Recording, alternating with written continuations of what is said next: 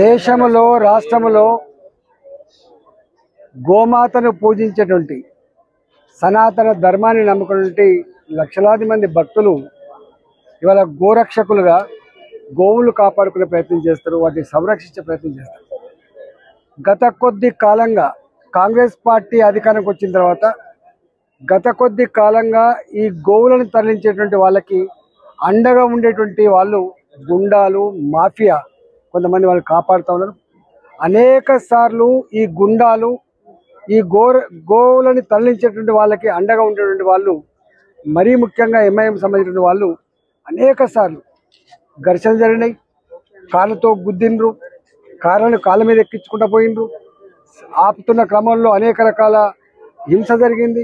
ఇవాళ దాని పరాకాష్ట ఇబ్రహీం అనేటువంటి వ్యక్తి స్వయంగా ఓల్డ్ నుంచి కారులో వచ్చి ప్రశాంత్ని పిలుచుకొచ్చి ఇలా ఫైర్ చేసి చంపే ప్రయత్నం చేసిందంటే ఇవాళ ఈ ప్రభుత్వం ఎటువైపు ఆలోచిస్తుందో మనకు అర్థం కావాలి. ఈ ప్రభుత్వం సంపూర్ణ బాధ్యత తీసుకోవాల్సి వస్తుందని చెప్పి హెచ్చరిస్తా ఉన్నాం.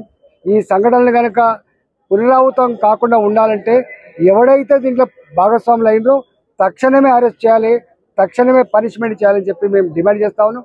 నిన్నెట్లయితే నిజామాబాద్లో ఇలా దొంగలు స్వయంగా పోలీసులనే చంపి ఛాలెంజ్ చేసిండ్రు, ఇవాళ ఇంత భయం లేకుండా ఇవాళ రెండవ ఛాలెంజ్ ఇక్కడ చేపట్టింది. కాబట్టి ఇవాళ లక్షలాది మంది, కోట్లాది మంది మనోభావాలను కాపాడాలంటే ఈ ప్రభుత్వం తక్షణమే స్పందించి వాళ్ళందరినీ కూడా అరెస్ట్ చేసి చట్ట ప్రకారంగా శిక్షించాలని, రాబోయే కాలంలో ఇట్లాంటి సంఘటన జరగకుండా ఇవాళ చర్యలు తీసుకోవాలని చెప్పి ఈ ప్రభుత్వాన్ని హెచ్చరిస్తా ఉన్నాం.